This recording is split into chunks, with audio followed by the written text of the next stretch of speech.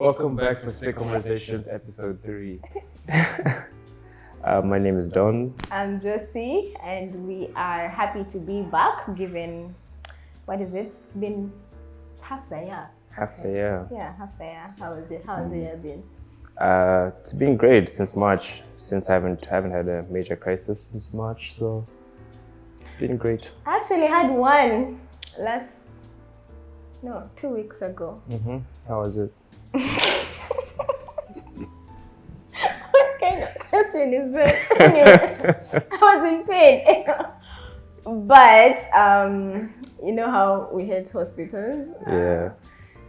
I ended up having to go to the hospital, and surprising part is that I went to IHK and these guys were really hands-on, like they knew what they were doing. They didn't, of course, yes, the annoying questions of like the pain scale, when was the last time you had the regular stuff. Those regular questions were there, obviously, and I automatically had zoned out, knowing I'm going to suffer this night. But then they were not hesitant when it came to upping my pain medication, and it was actually a good experience. Like, I feel like they know what they're doing when it comes to a crisis. So. How long were you there for? Half the night, just half the night. Then I left and went home after and continued treatment from home. Yeah. Oh, that's good to hear, because, man, I've always wondered about IHK, but I haven't gone, obviously. Yeah, it was not a bad experience. At least it's my first hospital experience that I can get to write home about. Yeah. Yeah. Wow. Okay, I guess we can start on these questions for the Let's do day. it. Compared to other chronic illnesses, why does sickle cell stand out? Compared to other chronic illnesses, because I feel like it doesn't get the attention it deserves. Yeah. Especially in Uganda. I mean, I wouldn't be surprised if like 10% of the population had sickle cell or were carriers, but it's not really talked about in public. Yeah, I think so too. There's that whole attention that's given to everything else, and then sickle cell has its sidelined. Like, if you even go to the sickle cell clinic in Mulago, it's very, very pathetic compared to all the other wards that you would see. It's not something that people are ready to talk about or even caring to talk about. I feel like it's now the sickle cell warriors who are now talking about it. You're going to see, yes, medical practitioners are now trying. I mean, World Sickle Cell Day, we saw a bunch of medical practitioners having these conversations, but you can see they're just surface level. They're not yet in depth, which kind of sucks. It's really sad. Yeah. Yeah. I don't understand why. It sucks that we have to treat ourselves, then advocate for ourselves. So, yeah. I've never met like that many. Yeah, I've met very few doctors who actually know the history behind sickle cell or like current treatment things internationally, treatment options. It's just... Yeah, I feel unless you have a personal experience, like the doctors that I know, unless they have someone in the family that has sickle cell, that's when they're going to now pay attention to it. So it's best off your experience, even generally, like if you say the general public, unless someone has a friend, or like it has to be a close friend, or like maybe in school there was this one kid, then you're like, oh yeah, there was someone that I used to know that had this. So I feel it has to be a personal level for it to get the attention that it needs, which is terrible. Yeah. Terrible. Anyway, it's said that mental stress is one of the biggest triggers of a crisis. How true is that for you? 100%. I think every crisis that 5 out of the 10 crises that I'll get is because of stress. Yeah. For me. Yeah, I think the same, if not even higher. Because just having to cope with everything is that's such a trigger by itself. It's 5 out of 10 is fair. I think sickle cell itself is a trigger. Sickle cell by itself is a trigger. Yeah. Waking up is a trigger. Yeah. Waking up to deal is a trigger. Facing the day. Facing the day. Literally anything. So I think for me, stress is my number one, and then all the others will come after. Yeah. Stress, dehydration. I don't know. What's third? Stress, dehydration. Like overworking myself physically. In that order. Stress definitely number one.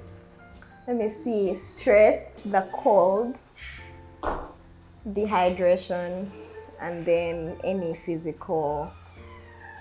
sort of physical activities would definitely disturb me. Cold? Where'd you get cold? What do you mean? Kampala doesn't get cold. Okay. I think you're part of Kampala. Because I get cold, I get very cold. Really? Yes. I even sleep with a fan at night because I get hot. No, there's really that quickly. too. Now I have this part where in the middle of the night it's going to get hot, but then it's going to get very cold. So I can't have an in between. Yeah. So the fan will be on, and then also I'm covered in the duvet. Yeah. Because my body just doesn't know what it wants. So yes, I will get cold, and then even during the rainy season. Yeah. Oh, early mornings. Maybe that's why I don't like leaving my home early in the morning. People who wake up at 5 can't relate. Yeah. Talking of mental stress, have you had to deal with a mental breakdown? What caused or triggered it? A mental breakdown, maybe. Mental breakdown is a like bit a panic extra. attack, maybe. No, never. Not even a panic attack. But I've been like, okay, maybe like severely depressed when I was really sick again, 2019, and I was just so fed up. And then I remember like all these negative thoughts were just always on the top of my mind. I remember just thinking like, why me? Like every day for like a better part of a year. So, I mean, I guess maybe that was kind of a breakdown because it definitely affected my day to day. Like I wouldn't even get out of bed. Yeah, I think I've also had something similar. Most definitely caused by a crisis, then you just get into this very dark zone. Yeah. Now for me, I will withdraw from literally everyone. I wouldn't want to see anyone. I don't want anyone to visit me. I just want to sleep. And then yes, the thoughts of why me? I'm so tired. Like I can't do this anymore. I just need an out. Like so many times I'm like, nah, I'm not going to I'm not going to fight. I'm done fighting. I think there was one crisis I had, which year was it? Not so long ago. Maybe 2020 or 2021. 2020, I think. I had a crisis and I was pain being a trigger itself, like for mental pain, just the idea of being in pain is too much. Like I get so scared. I'm like, I can't believe I'm going to get in pain. Now I have a new fear, which is now the fear for needles. I don't even know why. What? Yes. Since when? I don't. Now, how does it just develop? I don't even know how. But like, for my last crisis, just the fact that I was like, oh God, I have to go to the hospital. Yeah. I'm like, fuck, they're going to put a needle. They're going to have to put get a vein, a cannula, put a drip, the whole thing. or they're going to have to inject me. I was so afraid. I was like, why are you afraid? You've been doing this for a very long time. Like your whole life. And I was so scared. I'm like, one, I'm scared of the pain, of how much it can increase. Yeah. And then the fact that I'm going to have to be pricked later. It was so bad. And then I ended up getting a panic attack out of that. So I was like, no, what's this? No. Like, what's this going on with me? But yeah, I guess that's now my new mental stress, if I'm to call it. I get being worried about like collapsing veins and having to be pricked again and again, but no, for me now it's proper fear. It's now fear, like the fact that I know 100% whether I like it or not, they have to try and get a vein. and then they're going to have to inject me. I have no idea where that has come from, and it's very new. Because before I was this person, oh, okay, get the vein. If it collapses, it's fine. Next one. Get another one because I know I need it. But now I don't want it. Wow, that's crazy. That's wild. I can't relate. What were the first telltale signs of that it was mental stress? I think, like, for the crisis, when they can't tell what's wrong, when they can't tell where it's coming from, then you just know it's stress. Yeah. So they'll do the blood tests and there's no infection. They're going to check and they're going to check the sickle cell. Sorry, the rate is not that high, but like, you know. CBC is fine. The CBC is fine. The sickling rate is also not so bad. So, like, why are you in this kind of pain? Then I just know it's stress. Like, stress or anger. Anger. Anger causes crises. Yeah, That's for great. me. Stress or anger. Or excitement. Emotions causing crises. Yeah. Wow. I think for me, it feels like, I don't know, there's a certain way it feels. Like, you know, every crisis is different. You can kind of tell what's causing it. Stress, it feels like it's very immediate, and it also goes away like really quickly. Like, it comes very sharp, strong, like a day or two, and then it's gone. Yeah. If it's like an infection or something else, that obviously can take like a week or longer. But stress, yeah. I think this could be different, but do you get like pain from the head to the toe if it's stress? No. That's usually like some type of crazy infection.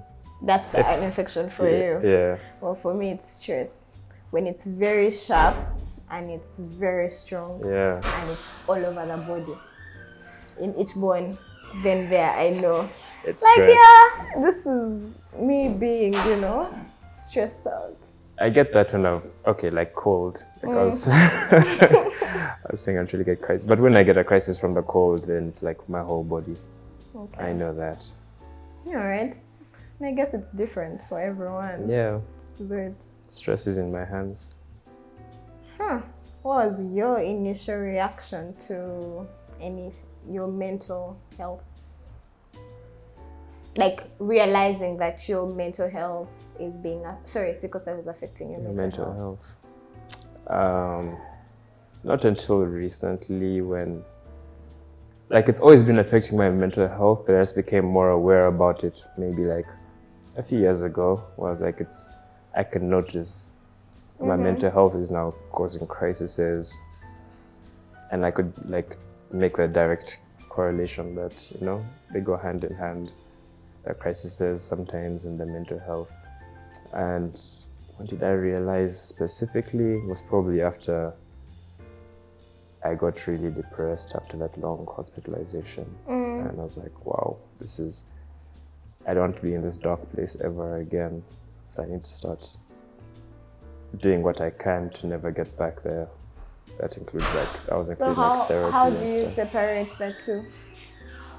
Just addressing it instead of just saying, it's just life.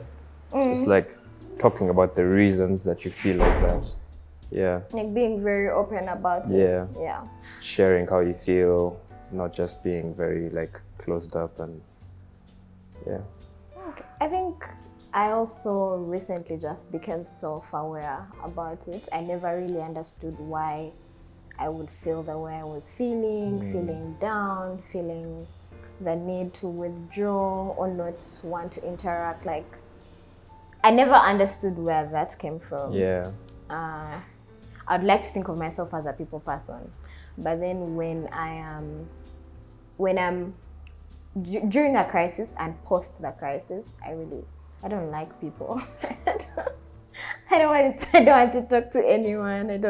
So then I said, realizing that, okay, this is where it's coming from. I have this I don't want to call it self-loathing, but it's close to that, where I'm like, I don't want to be around healthy people to start feeling bad. Start feeling like, why can't I do this? Why am I? The whys become too many. Yeah. So, hence the withdrawal. But then I've started accepting one, that that's who I am, and there's nothing that is going to change about that. But how I choose to live is going to, will make a big difference. So I now choose to make every moment count. Like, if I'm healthy, I'm going to do the most. But then when I'm down, I'm also not going to pretend about it. Yeah. So I guess that's what's working for now. Just being open about it. Mm-hmm.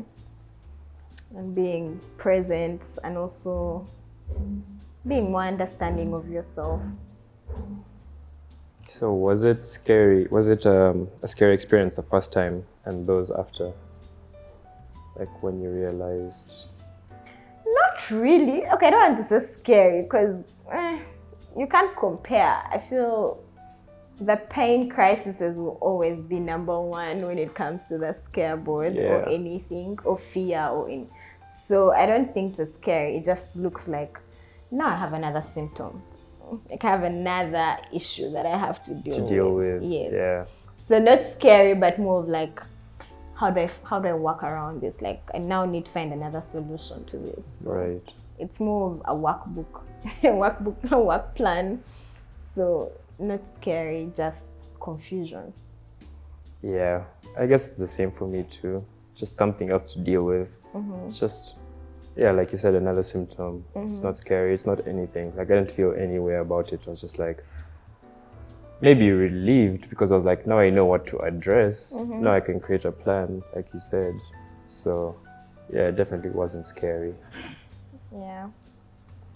It gets, I think we have to accept that there's always going to be something new. Yeah. Not that, you have sickle cell, all you're going to have to deal with is pain, but that pain comes with other complications. So, I guess it's something that we have to learn. How did the experience shape you, and how do you deal with your mental health? And how you deal with your mental health? Well, I guess kind of like how we've mentioned previously. Now how I deal with it is by talking about it, getting therapy.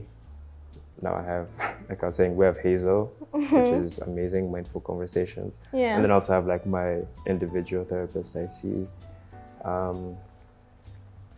Being open about it, that's how it's shaped, and that's how I deal with it now. Just being more vocal about how it affects me, what can I do to ease the burden. I think it has made me more patient, not with just myself, but like even other people. Like, I now get to realize that most people's reactions are they're not just because someone is a bad person or something like that. It's deeper than that. So I happen to be more patient, be more understanding of other people and their needs, and trying to not make everything, about me, or just making it seem like someone is insensitive. Like, no, friend. Like, there's always some other things going on, because even I have my reactions that people will not understand. And of course, how I deal with it, yes, the therapy is helping, and then also being very vocal about it has been very helpful, more than I expected. Yeah. That's okay. The one you mentioned, understanding like how other people feel and how they react. It's one thing I'm trying to work on right now, because I'm still like, I go back and forth between like, it's either me, that's just how they are, or it's just how I am. Yeah. But there's always like an underlying something, thought, idea, opinion that makes someone react the way they react, and just understanding that is really important. I think I was having a conversation the other day, and someone said, the thing about you is that you don't look like you have sickle cell. And initially, my reaction wasn't, bad. Like, Yeah. I was like, oh, I didn't really think much about it. But then when I went back, I'm like, so if I looked like I did, what was going to change? Like, Exactly. it has been running through my mind, like, what did you mean by that? What does someone look like Yeah, if they have sickle cell? exactly. I don't know. That's Like, interesting. what's okay? Yeah, okay, fine. I don't look like I do, but then, what's your, your Yeah. formula for someone who looks like What were you expecting? exactly? I've definitely got that before. So it's just like, what do you mean? What do you mean I look normal? What's normal? You know? Yeah, and then so now I was like, okay, I don't think they meant it in a bad way, Yeah. but that does not sound right. Yeah. Like, I don't think it's something you should be saying to someone. But anyway, I guess we learn something new every day. Guys get way too comfortable talking about the way other people look, which is, I don't know. Yeah. Looking back at the first time you experienced mental stress, did you struggle to talk to someone else about it? And what were your worries? I still struggle to talk about the mental stress. I don't like to talk about it. Yeah. Yeah. So I feel like it's another crippling situation. So I don't like to talk about it. So I still struggle to do that. Yeah. What was the other side of that? What were your worries about it? About having to talk about it? Not being understood, because one, our experience, it's only us who can understand our experience. So if however much you try to explain it to someone, unless they go through it, they will never understand it. Yeah. So that's my biggest worry, like not being understood, then having to over explain myself. Then I feel like I have to justify why I feel the way I'm feeling. So it's too much work. It's a lot of work. Yeah. You have to dig so deep just to find ways of making other people understand. Yeah. It took me a really long time to even be comfortable going to see a therapist, because I was like, what's the point of me going to see someone if they can't relate? Definitely can't relate. But I mean, I guess that's their job, to try and relate and make you feel comfortable and open about talking about it. So I get that, but like, I'm still not a fan. I'm still not a fan, because sometimes the questions that you're going to get, much as they're meant to help her understand, or whoever, him understand, they just feel like, dude, you don't know what you're talking about. Yeah. Like, you should not be asking. So it gets frustrating to constantly have to explain yourself. So that's something that I've been looking for like a therapist that has sickle cell, someone I can see. Same. I was like, if only we had like therapists that have sickle cell, then yes, we would definitely talk about it. Take all my money. Because then you know how to do it. You know how to work around it. Exactly.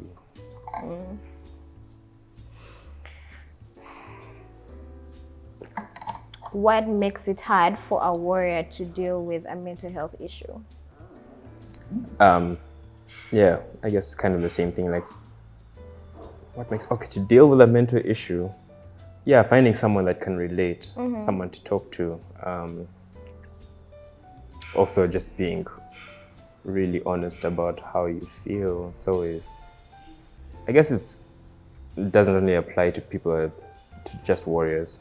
Yeah. I think any person that has to deal with a mental issue has to be like very open and honest about it, which can be very difficult. Yeah. I see that. But I also think in terms of warriors, is we have a general issue, which is we all feel like we are a burden to our caretakers. So if we now have to tell your parents or your partner or your brother or sister, whoever is taking care of you, and you're like, okay, I now need to go and see a psychologist because I'm not well. It's now feel like, oh shit, now this is...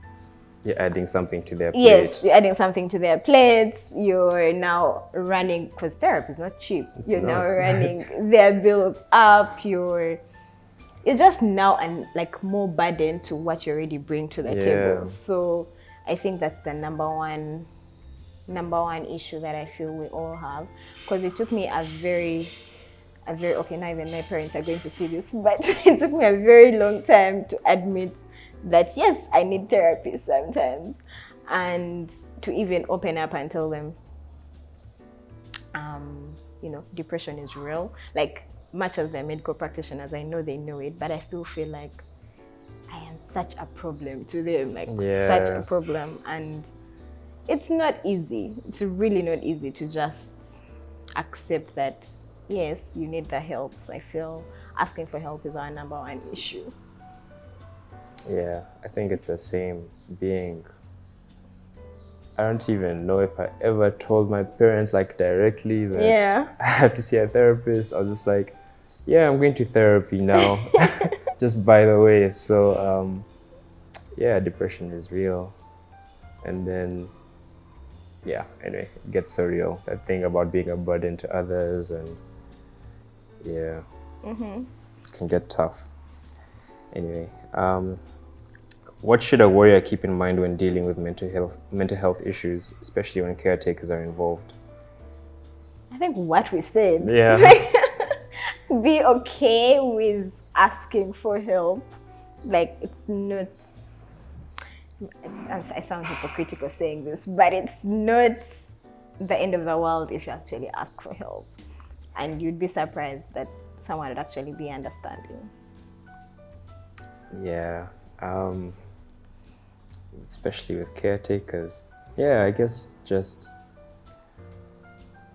take it head on, just be honest about it, tell them straight up, It's not going to change your relationship if they're your caretaker. Like, they sound love like you liars. And saying things you don't believe at all. Right? Anyway, really sound like liars, because what you just said, I don't think I'm ready to practice the way I'm supposed to.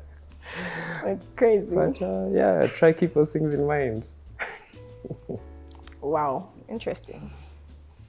What do you think people don't understand about sickle cell and mental health? What they don't understand is it's never how it seems on the surface. Like, whatever you see with a warrior, just know they're dealing with like twice as much under the surface. Guilt, depression, anxiety, stress. I always feel like, I know like a lot of people have all of that, but I always feel like a warrior, you only see what's on the surface, and we usually have twice as much as. I don't know if that's fair though, to say that. Why? But it's very fair. I don't know, because guys have their own problems. But you're invalidating your feelings. What they call it. That's what you're doing. You're like, okay. You see, that's exactly what you're doing, because you're like, but then I don't really have to say this. Like, it's unfair. Yeah. But like, what you go through, what I go through, and what every other warrior goes through is very real, and it's very valid. And yes, we do have to work twice as hard on everything. And how we deal with sickle cell alone is so much work. Then if you add on the mental health aspect, now that's also now times 3. So I have to pretend at work, I have to pretend at school, I have to pretend at home, I have to pretend with my friends. I'm already pretending that I'm not in pain. Now I have to pretend that I am very, like, I'm happy and I'm not suffering mentally. So yeah, there's a lot of pretending that comes with being a warrior. So that would be like my pretense. And okay, I think masking is the same thing. Yeah, it's just pretense, masking, same thing. So I think that's around it, the whole pretense thing. Looking back at the first time you experienced mental stress, would you have loved to have handled it different?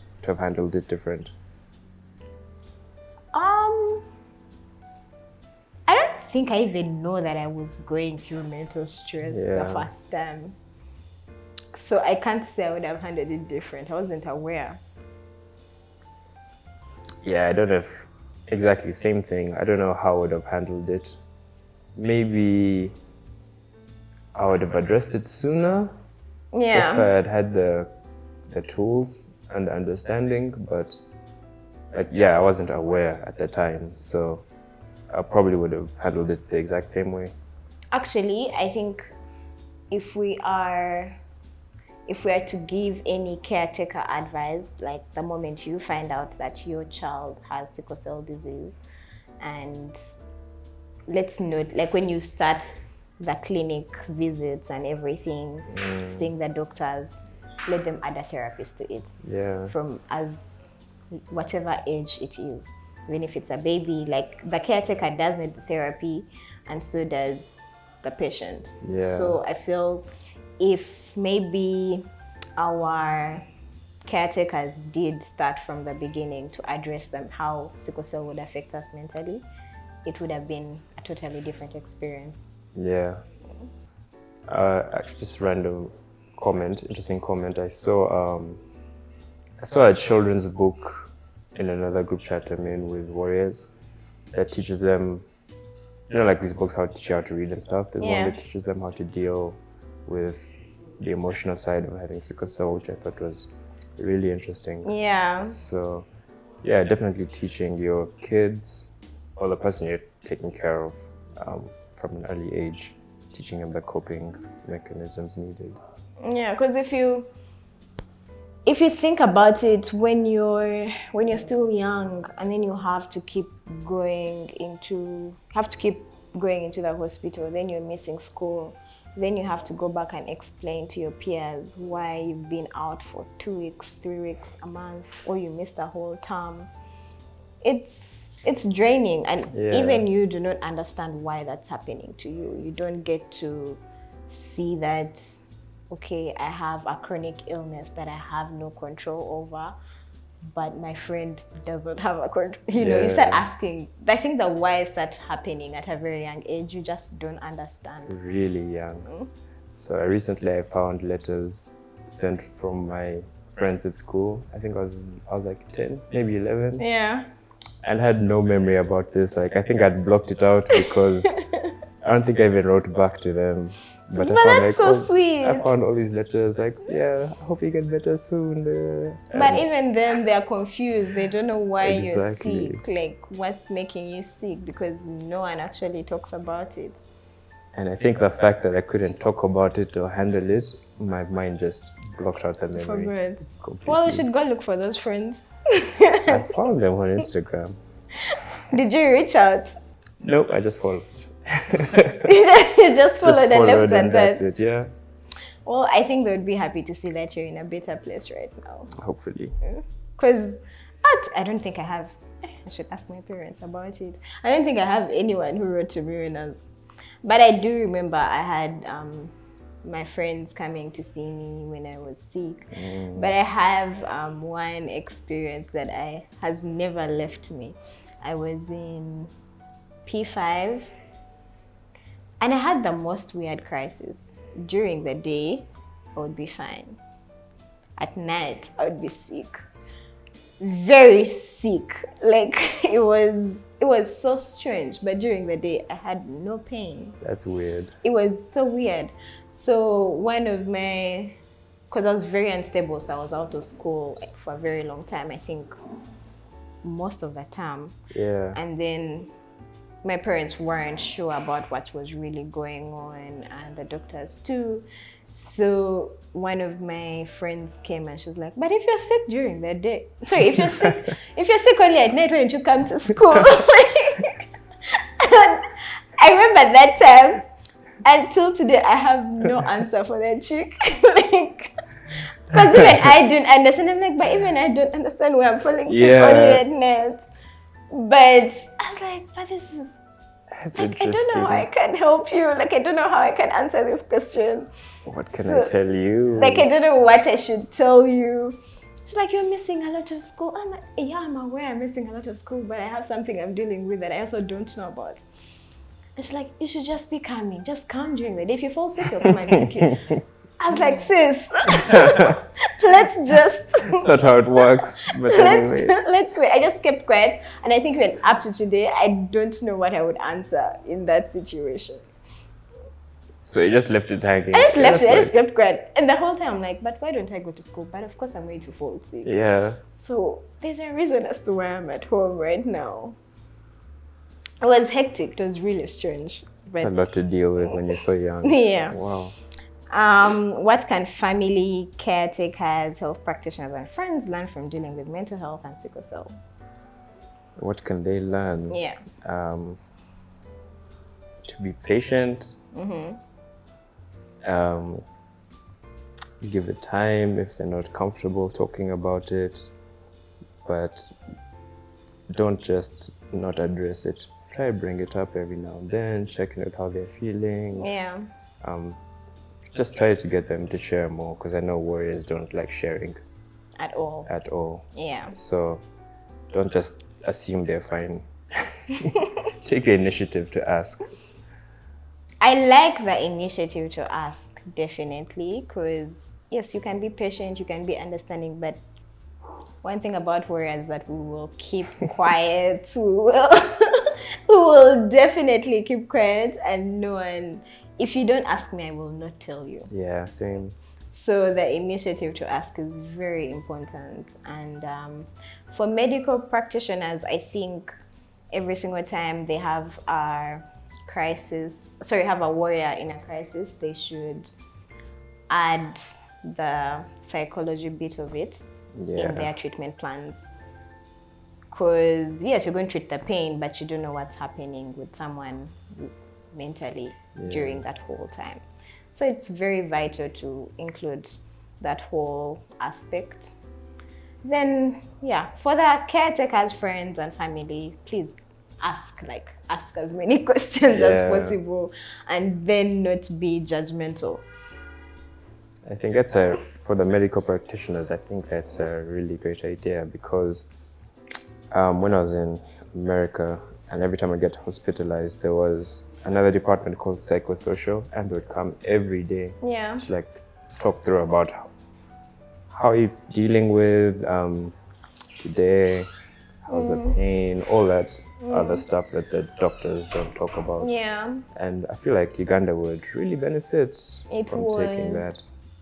That would definitely be really nice. Yeah. Because even when you're in the hospital and you're feeling you get depressed. It's not even that you feel, but you get depressed. Yeah. You're not going to tell the person who is with you in the hospital. Like, Don, I was with you in the hospital earlier in the day, and you're like, I'm okay. Today is not so bad. But you could see it on your face that... Even the nurses were like, be honest, stop telling us it's okay. Like, you could see it on your face, you're like, oh God, like, I'm drowning right now. Yeah. So they should definitely, they need that aspect, because I'm not going to tell my mom, who is very worried right now. Yeah, already going through it. You don't want to add more to their plate, like we said. Yeah. Thank you for tuning in, and that was it for this episode. Follow our pages, S for Sickle Cell, on Twitter, Facebook, YouTube, and Instagram. Yes. I would like to thank our partners, Booster Agency, Mindful Conversations, and Digima Communications for their support. Thank you very much.